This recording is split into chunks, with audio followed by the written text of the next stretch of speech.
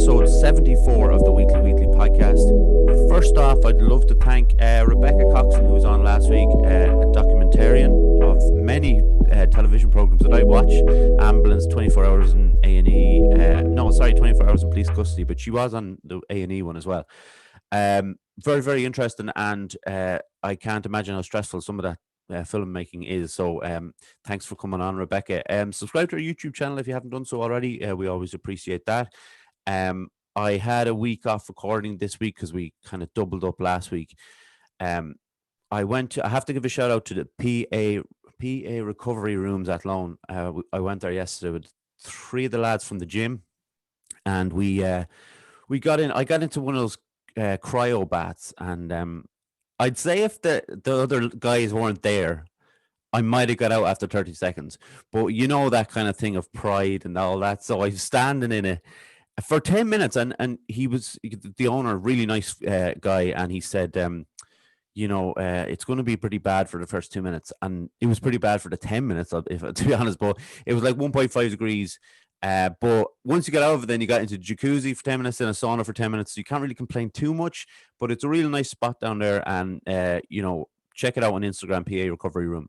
If you are training hard and you need to kind of refresh and get reinvigorated and stuff like that. But for now, that's my introduction. I'd like to introduce our guest. She's an opera singer and specifically soprano, and her name is Emer Barry. How are you, Emer? I'm good. How are you keeping? I'm very well. Yeah, I'm like I said, I'm revived after yesterday's session in the recovery rooms. Great. It was lovely, I have to say. But I want to say obviously to you, thank you very much for coming on, because it's I'm excited about this one. Good. I'm excited to be here. Sure, I love talking. So this is amazing for me. Let's kick it off from the start then. Could you give us a short history of your upbringing, please, Emer? My upbringing. So I'm from Longford originally, which is, for those of you who don't know, I don't know where people are tuning in from, but it's in the middle of Ireland. And I have two older brothers. Do you know what? I remember like talking to other people as I was growing up in school about like what that their brothers would beat them up and things like that. And I remember thinking, my God, I've been so lucky, because my two older brothers were like properly like doted on me, and my parents, my dad was very, very into music, and they tell me that I was singing before I was talking. So I would stand up in my cot and just make noises that were musical, and then I would stop, and like I was congratulating myself, I would then start again, only a little bit higher, and then I would go a little bit higher and a little bit higher again. And Dad used to look at Mom and kind of go, I think the baby can sing. Yeah. So it was and then they brought me to singing lessons. It was a very, very, very happy childhood, I have to say. I was very, very lucky and very blessed. Brilliant. Yeah, like I always like those happy endings, because we've had a few that haven't been quite as good. But people who have, I suppose, grown quite strong afterwards, to have the resilience and the strength to get through it. I like yourself, would have had a very nice childhood and things like that. So I like to hear the kind of shorter ones when people have had a lovely childhood, and it's all good. Yeah. So then, talking then a bit about mental health, which we will throughout. But when did you first become aware of mental health? I think as I said, I had I was thinking there when you were saying it, I had a very happy childhood, but I think people will meet challenges at some point in their life in a different way. And it's great. Obviously, you can always turn back and say, I'm very grateful that I have such support and such encouragement from home. But when I was about 22, I started suffering from panic attacks, and I didn't know what was happening. I'd never heard of anxiety or panic attacks before. It had never been in my worldview. I'd heard about depression, but it wasn't something that affected me. But I remember it was my last year in college, and I was always terrible for leaving things to the last minute. So, I remember coming up to my finals in college and being completely and utterly calm, which was weird because I hadn't studied and I knew nothing, but I didn't have any kind of, there was no part of me that was like, God, you better get this work done. And I remember just being really sort of like, why am I not worried? I have to do these exams. I haven't studied and I don't know anything.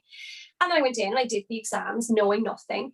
And about a week later, I started to get panic attacks. And the way it felt was, I remember I was sitting down, I was watching Home and Away in my little apartment I was staying in Dublin. I remember I had this urge that I had to stand up and walk around the couch as I was watching Home and Away, because if I didn't, that something bad was going to happen. And I remember just sort of observing it from the rational part of my brain, going, I don't really know what's going on here, but I know I can't sit still, which had never happened to me before. And that was the very, very first feeling I'd had of anxiety. And it got worse over time, as it does when you don't understand what's happening to you. And once anxiety is activated, it's sort of, you need to find a way of deactivating it. But at that point, I didn't have any knowledge or any tools. And my parents brought me to a psychologist, and I remember the first thing he said to me was, "This is totally normal." And I remember feeling so relieved, because I thought that I was losing my mind. And it was like, no, this is completely normal. That's the good news. This is something that anxiety is really, it is your brain's way of just getting your attention. Of just saying, listen, there's something that you haven't dealt with. There's something that you haven't fully processed emotionally. Usually it's that. And I am now here, like, setting off an alarm to get your attention to fix this. I remember thinking, wow, how clever is my brain that it won't let me, you know what I mean? Yeah. That it won't let me bury stuff. Now, some people can bury things. But I believe that it comes out eventually in a different way with people, whether that be illness or anger, you know, when people have a lot of anger in them and they don't really understand why. And I think often if we don't actually process our feelings as they happen, because as human beings, I don't think we don't like to have bad feelings. They don't feel pleasant. So often we can just kind of go, don't want that one. That's an unpleasant feeling. I'm going to pretend that it's not happening. Yeah. But it finds a way of just coming out. And for me, it found a way of coming out in panic attacks. And I mean, I don't know what you've been through yourself. I mean, I think all human beings have been through something. But you know, you can't ignore a panic attack. No. You know, it is very pressing and very like, no, there is no way you cannot bury this. I think. I think with panic attacks, because, you know, I've spoken on here about the idea of, you know, it becoming more, people are talking about mental health more, and they're talking about anxiety and depression and things. But I do think that panic attacks haven't been really addressed specifically, where, you know, my feelings when I was having a panic attack at the start was, like a lot of people, was like, I'm going to have a heart attack. You know, that's what I thought, you know, and that in itself is going to have a snowball effect with the panic attack, obviously, because you think you're going to, you know, so I think we need to be, you know, or not we need to be as such, but the country needs to be more in breaking certain parts away from mental health and focusing on them, and things like panic attacks, where not only the person who's having the panic attack will know more, but maybe if you're with your friend, they can know more and maybe be able to reassure you or help you through the panic attack. And I do think that they are so prevalent in you know, in society and in this country and many countries. I do think there has to be a little bit more awareness of what they are, and, you know, how we deal with them when we're going through, because they, as the word suggests, you know, panic, and they're very, very scary things to kind of deal with. And I can't, you know, you were 22, you said, when you first had it. So I was in my kind of later 20s, 26, 27. That's not as bad as, say, if it happens to someone who's a lot younger, someone who's maybe 13 or 14 has a panic, you know. That's scary. That's the thing, and for it to be in more schools and kind of touched on a bit more, and it's great that you actually can talk about it but also like bring it more into discussion again, because I've talked to a lot of people obviously on here, and we've talked about different things, but not so much panic attacks specifically. I've talked about my own experiences, but not so much with anybody who's come on. It's been more general kind of anxiety. So it's great that we both of us have gone through it, but we can talk about it and be, open about it like it should be. But Yeah. that's what it's all about. Yeah. So Yeah. coming on to the opera side of things, it's gonna be very opera heavy this episode. I'm very much looking forward to it. So a lot of people, I obviously introduced you as an opera singer, but a soprano. So a lot of people will have heard the word probably through the TV show, but it's one of those kind of you hear soprano, maybe tenor. But there's seven. Yeah. I was just doing my research like I always do, but there's seven in total different voices. Like where is the soprano in that range? So do you know what? There's so many different. It depends on what article you read, like how many voice types you'll actually find. Because typically you would summarize it as soprano is the highest female voice, mezzo soprano is the second highest female voice, contralto would be the lowest female voice and the rarest female voice type. So the range is lower, the tone is deeper, but they would be the main three kind of categories in a female voice. And then in a male voice, you would have the tenor is the equivalent to the soprano in a male voice. So the tenor would be the highest male voice. Then you would have a baritone, which is the equivalent to the mezzo soprano, which would be kind of a mid-range, kind of a deeper, kind of a warmer sort of tone. And then you would have the bass male voice, which would be the lowest male voice. They are the kind of main ones, but the more you study it, the more you realize that even within, say, just the category of soprano, there are lots of different sounding sopranos. So soprano would just describe pretty much the range that which somebody is comfortable singing in. But I mean, you could hear my voice and then hear a different soprano and kind of go, but you sound completely different. Like, why is that? And often for me, I have a very light soprano voice, so it would probably be known as in the opera world as a soubrette, which is kind of just it's always sounds, it's a very youthful sounding voice, but doesn't have a lot of weight or a lot of kind of necessarily an awful lot of warmth in it, but it would kind of have a prettiness rather than a warmth. But you would have then maybe, a soprano like Maria Callas, for example. She's a soprano, same kind of range, but completely different. Yeah. Lots of power, lots of depth, lots of color. But she was kind of a dramatic soprano. Yeah. So it's all once you get into it, but it's interesting because you start to understand why, you can go in and say, oh, I really like soprano voices, and then you hear somebody and go, that's a soprano, that's horrible, Yeah. But it's the great thing, we all like different sounds, and every singer has something to say and something to share. And we all have ears that kind of respond, and it's different voices will resonate with us for whatever reason. So it's kind of, it's cool, it's exciting, and there's a lot of information out there, so fair play for doing your research. Yeah, well, I don't want to pat myself on the back too much, because I love talking to people where I'm kind of outside of my comfort zone, so I'm as the conversation's kind of going along, I'm learning stuff as well. So to dig into too much information, you don't want to go too far, because then you think that you know it all, and I don't want to ever portray that. So you obviously you've mentioned about singing when you were at baby in the cot. Like, when you were sent to music lessons, was that to become an opera singer, or was it something else? No, I think it really started with, clearly the baby wants to sing because she won't shut up. So it was a case of bring her to lessons. And I remember I went to a nun who lived like an hour and a half away when I was about 7. At this stage, I was just singing around the house, And I mean, I think everybody's voice will probably have lean towards a certain style.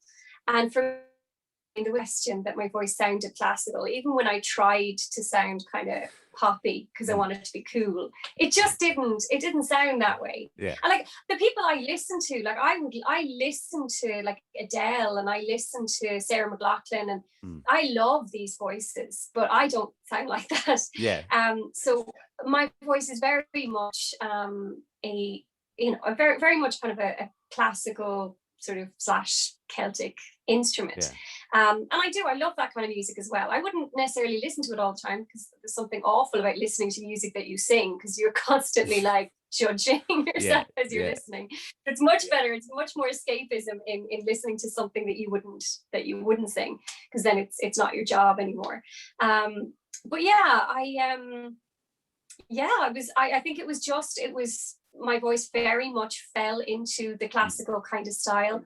And then I just started doing kind of competitions and lessons, and then I went to college and I studied music and Italian together, because they kind of they matched, especially if you're going to go into classical music or opera. And yeah, kind of went on from there. Did you when you were young, was classical music part of your childhood? Were your parents into it, or were they into opera, the genre? Yeah. Okay. So my mom isn't. Well, now she'll hate me saying this, because she has evolved a lot since. But my mom had no interest in music, and really didn't. I mean, my mum wouldn't hear if somebody was out of tune. She'd kind of like, I don't really understand what you're saying, out of tune. What does that mean? She just wouldn't hear it. She didn't have. Whereas my dad was very musical, and he sang kind of when he was growing up as a voice soprano, and he had a lovely baritone voice himself. He didn't sing professionally or anything like that, but he loved. There was a Norwegian soprano. There is a Norwegian soprano called Sissel Kyrkjebø, who my dad heard her sing with Jose Carreras at some sort of Christmas event on TV. And I remember I was in bed, and he got me up, and he was like, "I want you to listen to this girl singing."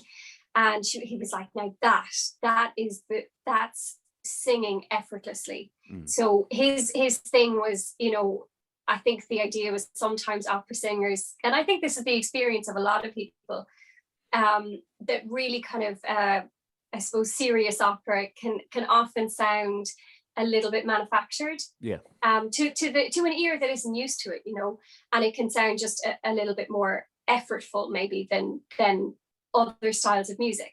And I remember him saying to me, this is what your voice, I think, is going to be like, this Sissel Kyrkjebø.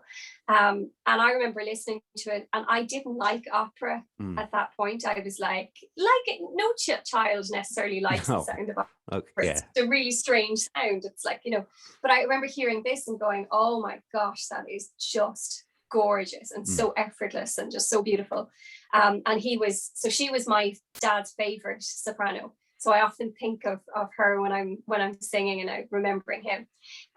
But yeah, I've forgotten. I went off on a tangent there, and I completely forgot what I was talking about. No, we're still on the right course here, because I wanted to kind of go into the because you spoke there about the effortless way that you will hear an opera singer sing, and I will hear it as well. But obviously what goes on before that is the hours and hours and hours of work. Like, how often when you were kind of developing that voice, did you have to practice?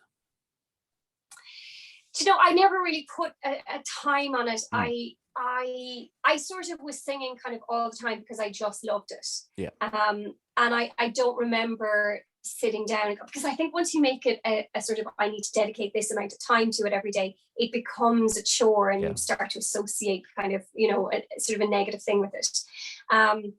But I remember I would learn things very quickly because I would just continue singing them. Like, it would just be on in my head all the time.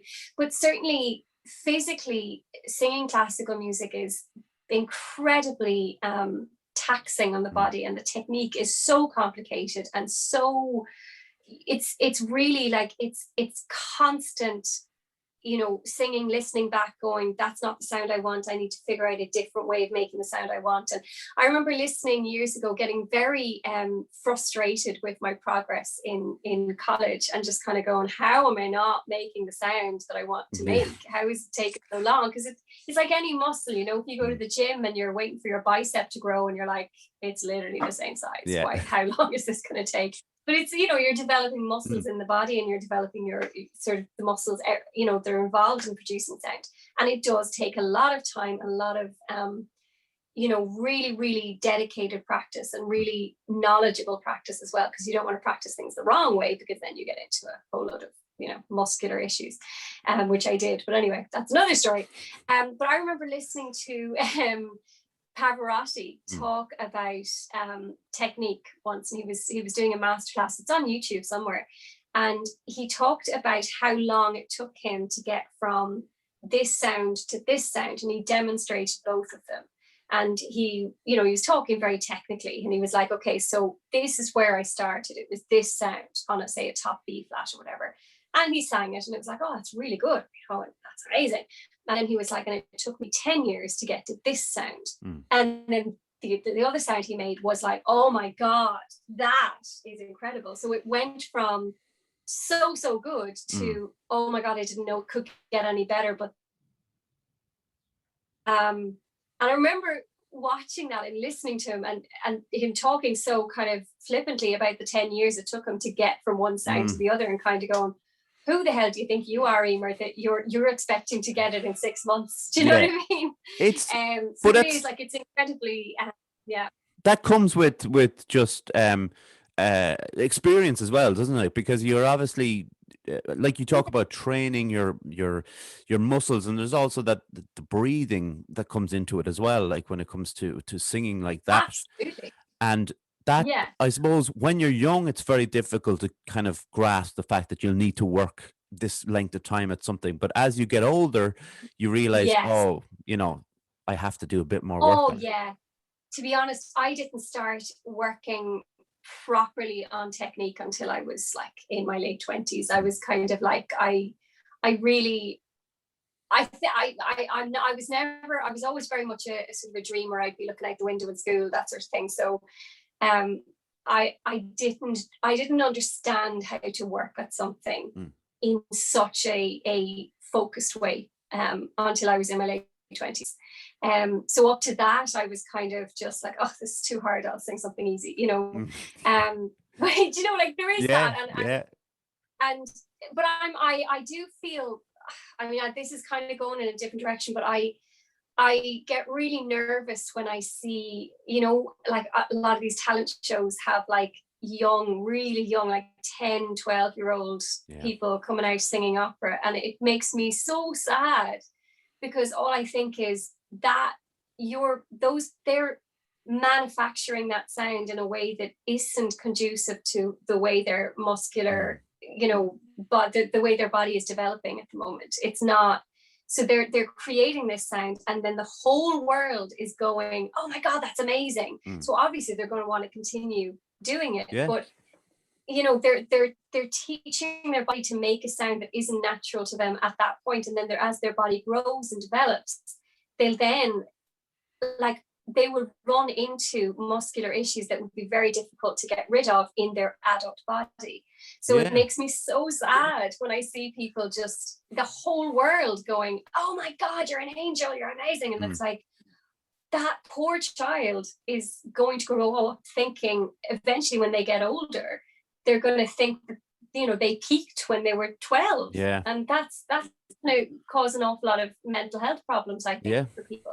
Poor Ala Jones. Ala Jones is a kind of an example of that in a way, isn't he? Where he did the Snowman song. Yeah, well, you know what though? I think that's different, because he sang in a natural way. That was a voice soprano voice. I'm thinking more of like, there was a girl years ago, and these people are really talented. They're really, like, say Charlotte Church, for example. It's like these are beautiful, brilliant voices, and they're so talented. And I guess my point is that I think it's so special at the beginning. Just like, I think when you're a child, you should sound like a child, because that's what's natural to you at the time. And then and grow up and kind of become, develop the technique properly, so that sound that you're making is then natural to you as an adult. And I think mentally and physically it's better for the child, and they are essentially a child. Makes perfect sense. Let me just read out this advert here, Emer, and we get back to it. Fusion Training Centre, Monksland Athlone, a place to train in Brazilian Jiu-Jitsu, kickboxing, martial arts and CrossFit. A great atmosphere with experienced coaches and a real sense of community. If you want to join the team, find us at Facebook at Fusion Training Centre or drop in for a chat. Fusion Training Centre, train like a warrior. Obviously, training in their last few weeks is back on. I think, well, hopefully the 5th of July. There's a couple more things. Maybe Jiu-Jitsu will come back full contact. So, give Martin a shout and do something different for the crack.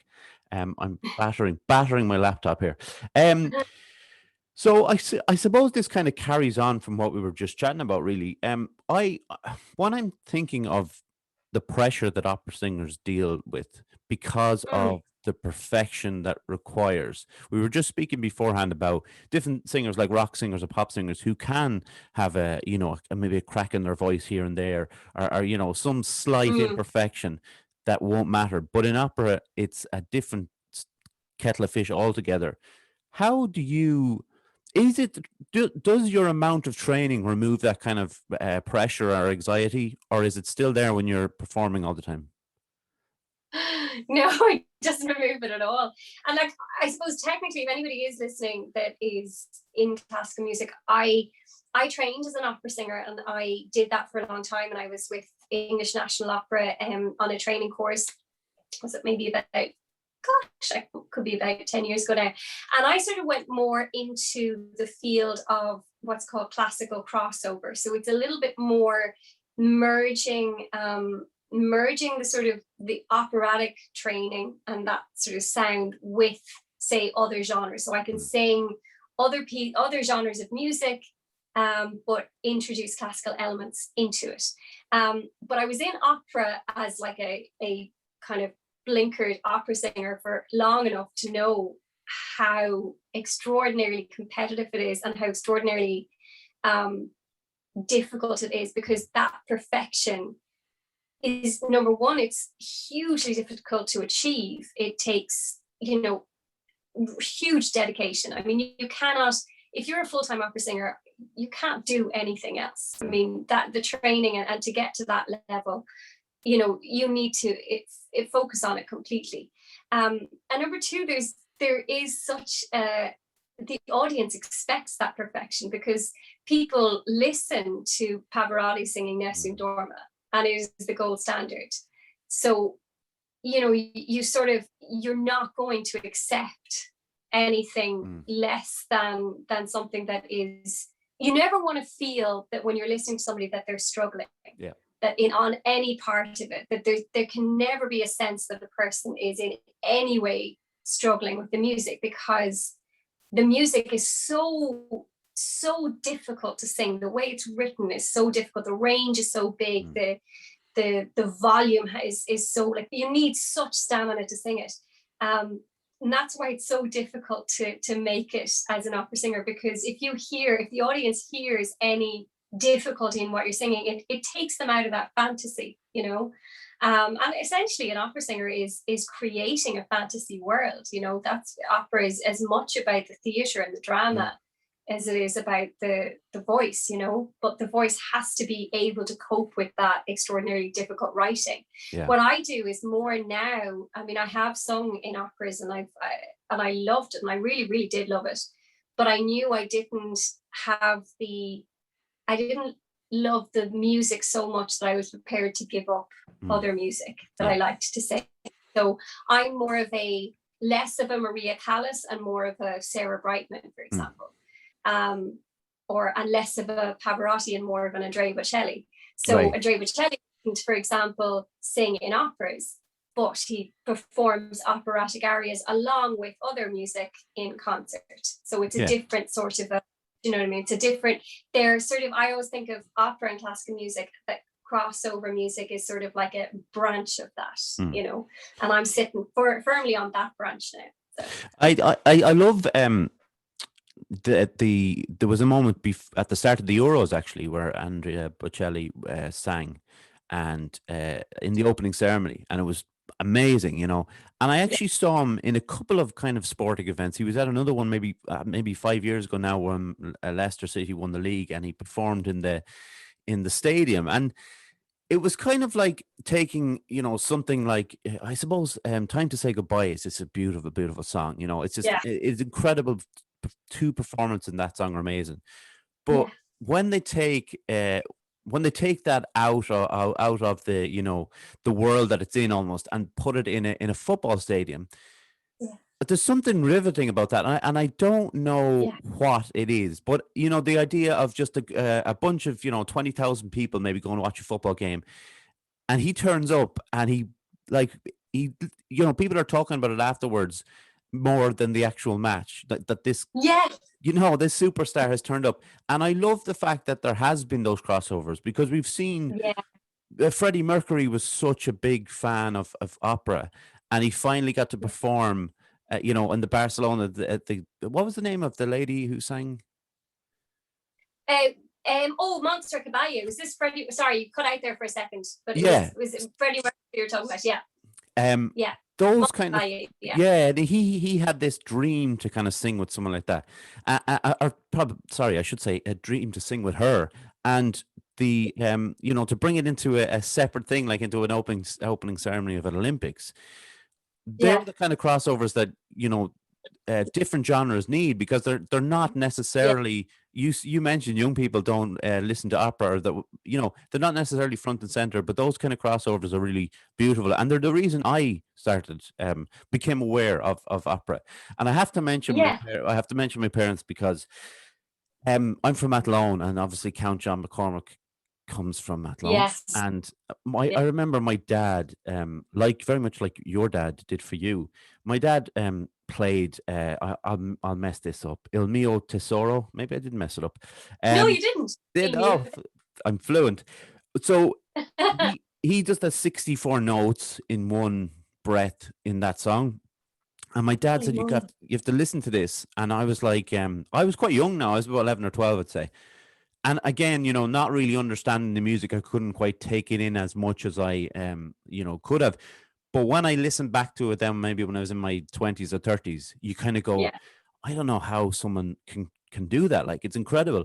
Yeah. And excuse me, my mom is a big fan of opera, and she goes to the, you know, when they show the performances from the Met in the cinemas. She loves to go see them. So both of my parents had that kind of toes in the water of those kind of, you know, classical to opera music things. And I, you know, opera's always kind of been a strange world to me, because I guess, you know, the fact it's sung in Italian a lot, so it leaves you focusing more on the actual voice then, if you don't know what the words are. And there's this the presentation of opera in films. I'm a big film fan. I watch a lot of films. It's almost like otherworldly when they introduce it. I remember when I watched Philadelphia, there's a scene where Tom Hanks is listening to it, and it's so powerful and kind of heartbreaking, and it wouldn't have been the same if it was a song by, you know, Buffalo Springfield or something. But even the Shawshank Redemption, there's that scene when they're all out in the yard. God. You know, those kind of there's a scene in The Fifth Element. There's another one where there's God, you know, my favorite. Yeah. And when they present, I find it fascinating. Obviously, they're all American films, so I'm kind of coming in from the American angle. When they introduce opera into it, it's almost like the producers see it the way I see it. You know, maybe not you perhaps, but someone who's outside of that circle, and they do see it as something that's above them or their taste. And well, I suppose I can talk to you about The Fifth Element, actually, if you love that, because it's such a strange film. We don't have to go into it's a quite convoluted plot and stuff like that. But you know, do you know what I mean by that kind of presentation of it as being something that's beyond what the makers of the film are kind of put across? You know. Yeah. Oh no, it definitely. Well, you know, a lot of it is we don't if you're not going to operas and you're not in that world, you don't hear this kind of music very often. And I think because it's so powerful, and I think when I talked about technique before, you know, the reason it's so difficult and there's such a pressure to be perfect is because, you know, you're using your entire body, all of your resonators in your face and your chest, and you're using your muscles in your abdominal area to not just to kind of, you know, provide your voice with air, but also to feel the music so viscerally. Do you know what I mean? There is this real sense when somebody is singing an operatic piece and it's amazing. It's because their whole being is involved in it. It's you're digging down to, like, you know, all of your real core, you know, and that's when we really feel it. So I think it's often used in film to really evoke an emotional reaction, because if the singer is singing from a place that is, you know, that you don't normally meet in other genres of music, and producing this kind of level of perfection across a huge range, you feel it on a very visceral level. So I think it's you couldn't have too much of it in a film because you'd wear yourself out. But it's saved for these really climactic points, like in the Fifth Element. I mean, that is just the most magical scene. I mean, the amount of times I've watched that scene on YouTube, I'm like, forget about the movie. This right here. It is the best scene in the film, though. Oh, it's just, I mean, everything, and the way it goes from this Donizetti aria, which is done the way it's always done, into this kind of, you know, drum and bass kind of you know, techno type thing, and then that voice is transferred to this kind of other world. I mean, it's just, and then you have the fight scene in the middle of it, and everything just comes together, and it's so exciting to watch because all of your senses are ignited. It's extraordinary, and that wouldn't be effective without a voice that couldn't do all of these crazy things, you know. So when you talk about something that's real visceral with regards to the music, and I kind of go back to the Shawshank Redemption and Morgan Freeman's character, because he does say, and this is kind of ties in with my next question, because he says he doesn't know what the person's talking about, or they're singing about, I should say, because obviously it's in Italian. How, for you, how difficult is it to sing in a language that's not your first language? I'm lucky. I love language, and I studied Italian in college, and I'm actually, because it's been a while, I'm actually doing Duolingo now at the moment to reignite my Italian skills, because I enjoy that. I'm a bit of a nerd when it comes to languages. I enjoy learning them. But in terms of, I think you're right that the language it's almost an accompaniment to the music, you know, in the sense that, because to be honest with you, I don't want to ruin it, but what the ladies are singing about in that segment in Shawshank Redemption is nowhere near as beautiful as it sounds. Okay, don't ruin it. I won't ruin it for you. But the opera it's actually a comic opera that's from The Marriage of Figaro, and it's a comedy, the whole thing. But if you were listen to the music, you wouldn't get that. Now, I was lucky enough, I think, was it this time last year actually, I was asked there was a program on RTE called Shine, and basically it was kind of post or during kind of the lockdown, or post the first lockdown, where RTE put on this show of like poetry and music and different bands. I was on that. And I sang the aria from the Shawshank Redemption with Celine Byrne. So you might have switched off at that point. No, I won't be offended. It's fine. I was watching with my housemate and her friend who never stopped talking. That's what that was.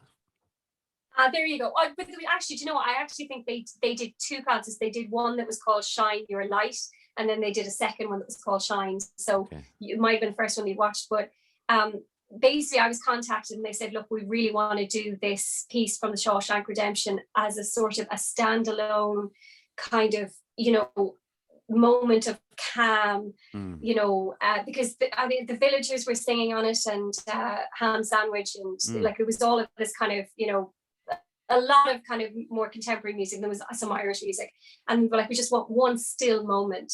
And they picked the Shawshank Redemption, and I sang it with the amazing opera singer Celine Burns. It was the two of us singing the Marriage Figaro duet. They were calling it the Shawshank Redemption duet. And yeah, I mean, I explained to my boyfriend afterwards what it was about. He was like, "No, I don't want to know. Don't tell me." Yeah, that's it. Because it's so beautiful. Yeah. But it is beautiful. It is singing about, like, the breeze and the trees and whatever. But the context of it is kind of it's talk about convoluted stories. The context of it is it comes out of a funny sort of thing. But I won't say anymore. Yeah, no, that I appreciate that, obviously, because it is so beautiful, and it's such a beautiful moment in that film as well. That it holds, and it's one of my favorite films. It holds such a high regard for it. Obviously, I wanted to mention about the Happy Bubble. Can you tell us what the Happy Bubble is and why you set it up, actually? Okay, so I was sick to death of scrolling through my news feed and just seeing, doom and gloom and bad news. And here's another person who disagrees with this person. And then you go through the comment section and people are like, rah, and it's just, there was so much anger and so much just, depression. And I thought, you know what? I actually can't handle all of this newsfeed kind of just being focused on negativity. And it was understandable because everybody was there was so much kind of to deal with all at once with the pandemic. And, it's understandable that people were kind of just letting all of that kind of frustration out on Facebook. But I thought, okay, instead of complaining about all of this negativity being around, why don't I take control and put some positivity into people's news feeds? So the idea of the Happy Bubble was, let's redirect our focus to stuff in life that is still wonderful. So in the bubble, we celebrate themes, and each week will be a theme, and then we'll end the week with a song to match that theme. So we started because even with the pandemic and the lockdown, there's still a lot of stuff to be grateful for, and a lot of mental health is actually trying to feel gratitude for the stuff that is going right rather than focusing on the stuff that isn't. Now, it's not in the realm of toxic positivity where you don't acknowledge your feelings, because that's why you got to anxiety in the first place. But sometimes it can be a very useful tool to just see what you can find that you are grateful for. So I started the Happy Bubble off with the theme of magic. And I got people talking about, what magic means to them, or, what their favorite movie about magic is, or their favorite song about magic, and just people talking about positive things. So it's been great. People who follow my page are really, really interacting with each other. And the mood seems to have lifted just all around us, And I finished that week then with a version of Pure Imagination from Charlie and the Chocolate Factory, which I recorded from home. And I then recorded the video while I was lying on my apartment floor, because I was like, I don't have a crew. I don't have anybody to do it for me. And that was for me. So I did it for me, to give me a focus and to help me focus on positive things and give me something to do, and also help me have a feeling of purpose in the world, because as COVID hit, I lost all of my work. Everything was gone. I live in a 2-bedroom apartment. I can't sing as much as I want to sing, or as much as I need to sing physically and mentally. So I thought, I'm going to need to give myself something else creative to do that is focusing on positive things. And then, obviously I wanted the people who follow the page to sort of benefit from that feeling of focusing on interacting with each other and with me on kind of stuff that we can be happy about. So far I've done magic, and we've talked all about that. And then the second week I celebrated nature, and I got people to share pictures of like their backyard with me, or and then the next week I celebrated friendship, because that's been an amazing kind of thing for people during this time, is they've bonded with people over this shared kind of trauma. and then I think, what else did I do after that? But anyway, it was lots of them. The next week, this week is faith, and I'm doing it because a lot of people have turned to faith and prayer and things like that as well. So it's gone really well, and people have been responding well, which is good. This is the whole point. Yeah, and obviously I was looking back through them, and it's funny that sometimes it doesn't have to be, something that's very dramatic that sparks something. But what I like, what you do, you just, when you're introducing what the theme is, it's just picture yourself and the word. And I think it was last week, maybe the week before, we had laughter, and I just saw the picture, and it immediately like triggered something about like what makes me laugh. I didn't even have to go into the description or anything before. I read it obviously afterwards, but it's just one of those things that you think, what makes me laugh? And you think of, like you say, maybe think of a film, or you think of a situation that you're in where, and I love the like the simplicity of the message, but how it's not, when it's in your, when it's front and center, it sparks things, it makes you think outside the box and things like that. And then you obviously do, the song at the end, which is obviously very beautiful in your voice. And I can't not talk about your young friend, Sophia, who is, I'll let you explain how that came about, actually. Yeah, so Emma Sophia is she's 5 now, but at the time she was a 4-year-old little girl who has gone viral. At the age of 4, she's already gone viral. She is the daughter of my very good friend, Mary McCaig, we're in a group together. She's the violinist in my group Affinity. And Emma Sophia is my best little pal. We are great pals. And she started singing. I remember she came to see Mary and myself do a concert when she was about 2.5 or something. And she didn't know. She went home, and the whole way in the car on the way home, she couldn't stop talking about it. So it was just the best thing ever. And, and she wanted to grow up and wear a tiara and the whole lot. Like we were playing roles and different things in that concert. And as a way to cope with lockdown and, people who have kids, it's been really hard for them because the kids can't go anywhere and they can't go anywhere. It's just like, how do you keep the children entertained? So Mary started doing kind of stuff with Emma, doing little songs with her and doing little kind of, giving her something to work on and focus on. And Emma happens to just be, she comes from a very musical family, and at the age of 18 months, Emma knew the words now she didn't know what she was singing, but she knew the words to Ireland's Call, like Ireland, Ireland, together, because her dad was singing it around the house, whatever. So Mary was like, wow, this child is really talented.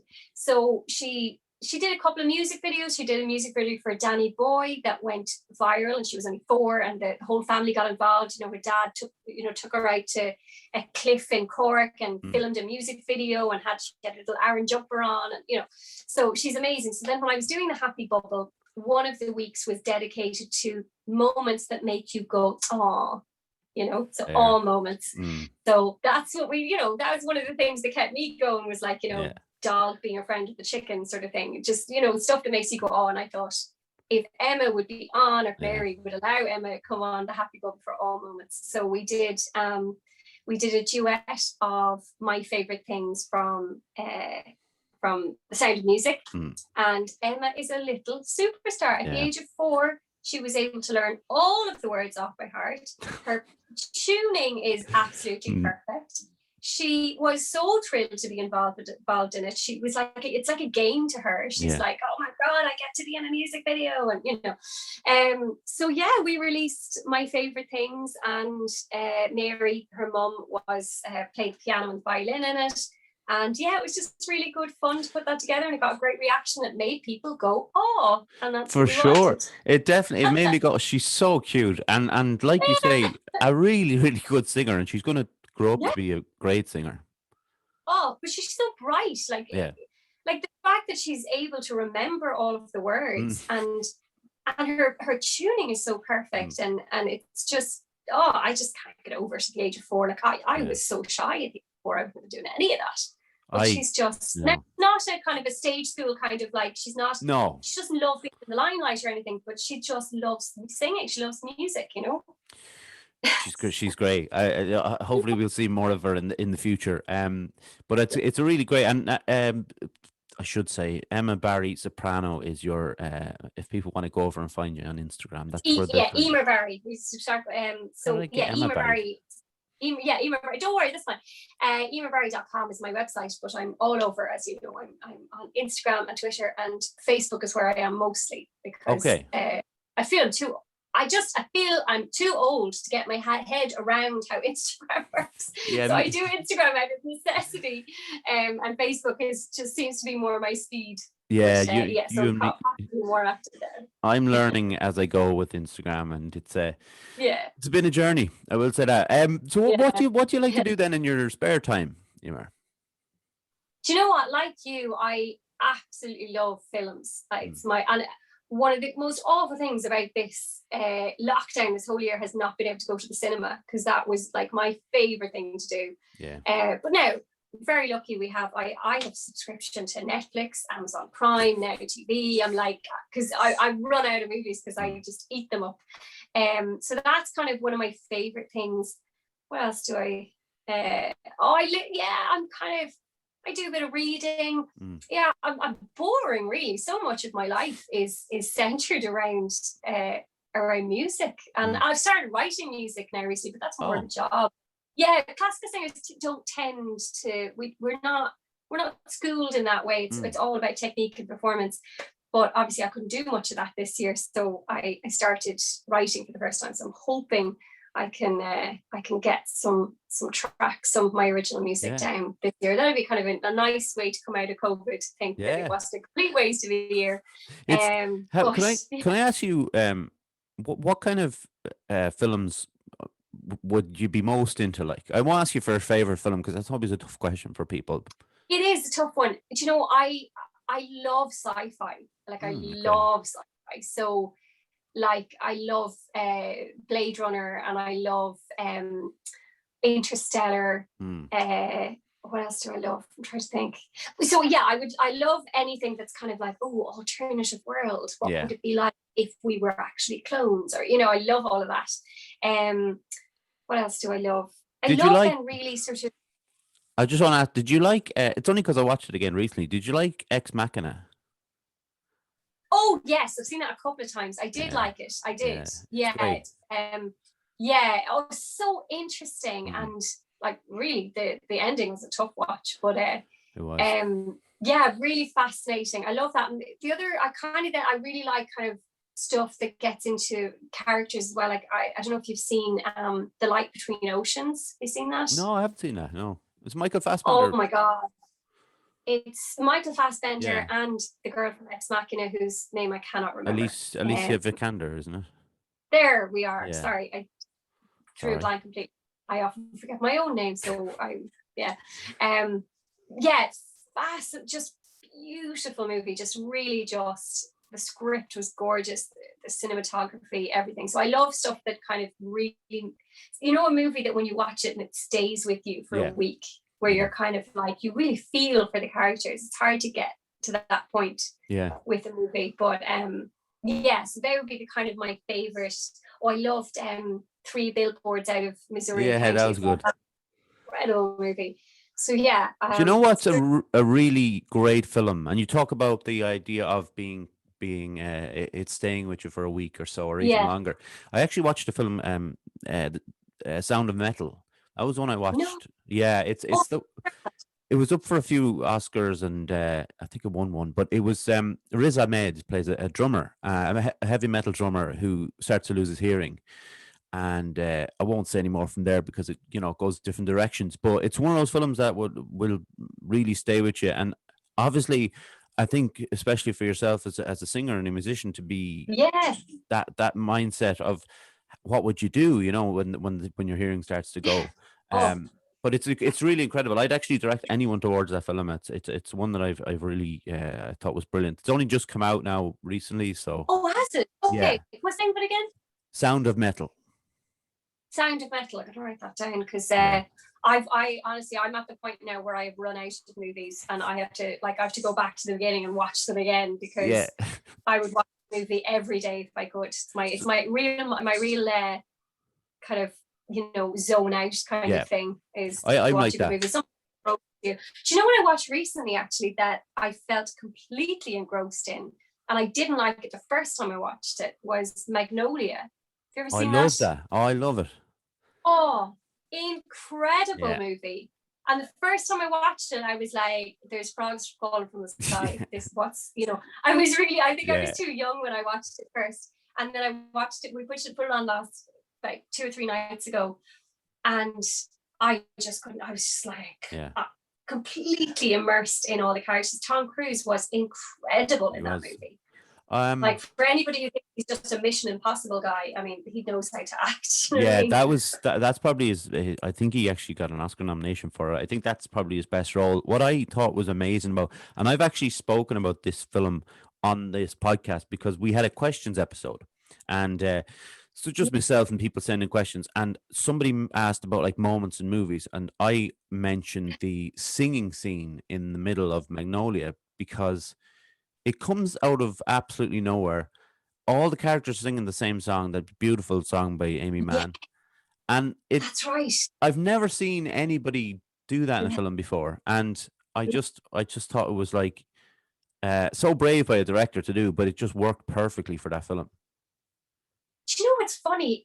There was nothing out of place in it. Like, you would think, like when you were describing it there, I was like, I don't remember that. And I'm like, oh my God, yeah, the part, because it was so in keeping with with everything. It didn't take you out of the narrative at all. It was just so, it just fit, Yeah. Yeah, it worked, yeah. It's great. It's an absolutely brilliant film. I love the director Paul Thomas Anderson. He's made some of the best films of the last 20 years, I would say.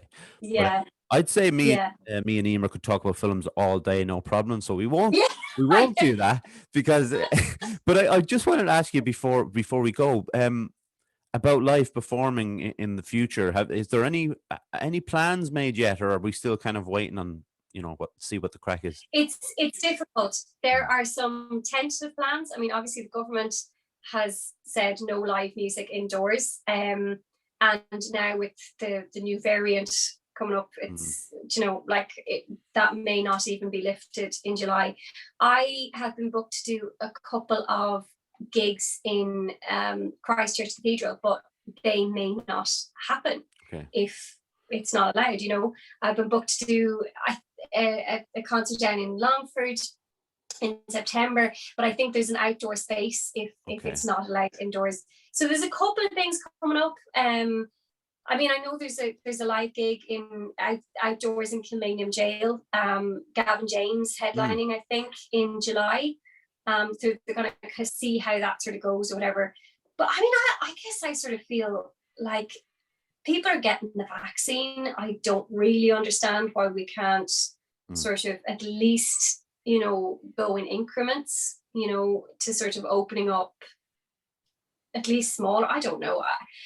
I'm at that point where I'm not going to get my hopes up, and because I don't want to be disappointed. But it'll come back eventually. It has to, Yeah. There was that gig down in a couple of weeks ago in Trinity, wasn't there? Where I think it was James Vincent McMorrow played. Oh yeah. Yeah, and it looked like if you get a nice day, obviously it's the summer now as well.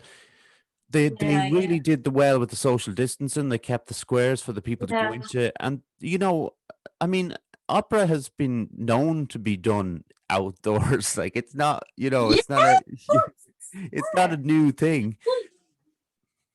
Yeah, most of my work would have been tours, and so concert tours of America and corporate events. So at the moment, unfortunately, no venues are taking bookings because they don't know if they're going to be allowed full capacity, and then they don't want to reduce their fees, and so it's keeping the arts industry and theaters and artists alive is really, really tricky, because we need to make a living, but we also need to not invest in something that then will later be told it can't happen.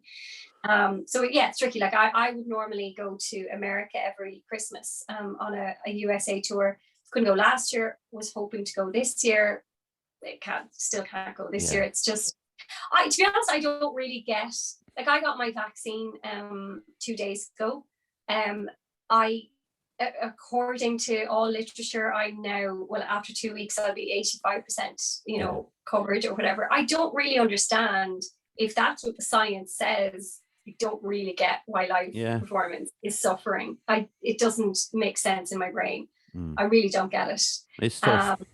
Yeah, it is tough because I mean, the arts industry has been on its knees, and people have been, we've been patient, and we've been like, okay, we're all going through a difficult time. Let's not be dramatic about it. We just have to, kind of keep our heads down and keep going or whatever. But it's been like a year and a half now. All other industries are opening up. So it's kind of like, why is the arts industry the last one allowed? Yeah. Well, let's look. It's a good attitude to have where you're kind of not, being too hopeful, but not being too pessimistic, and kind of see where it comes from. And let's hope that it gets going soon, and we can and people can start hearing your beautiful voice again, and enjoying live performances and back to gigs and things like that. It'd be wonderful. Emer, you have been a pleasure to talk to, and it's we really appreciate you coming on. It's been really great. Oh, I've had a whale of a time. So thank you so much for inviting me. And you're welcome. But listen, just stick with me for 1 minute, because I'll close this out, and I just want to take a quick photo with you, if that's okay. Sure. Yeah, perfect. So I'd like to thank my partner in crime, John, for all his hard work every week, getting all this set up. Obviously to my mum and dad, my grandfather, Jaron Calvin, the people who helped me do it. Subscribe to our YouTube if you would. We're obviously on Facebook and Instagram and Twitter, the Wheatley, and the podcast platforms are the usual ones that I mentioned: Spotify, Apple, Anchor, Google Podcasts. Obviously, go every week. We thank our listeners because you're great, and if you're new, welcome aboard. Thank you as well. I never know why I never look at that camera. I'm still not used to the camera, so I always look down the page. It's very rude, but I'll say it to the camera. Thank you very much for listening, and we will see you next week. And Emer, thanks once again. You're very welcome.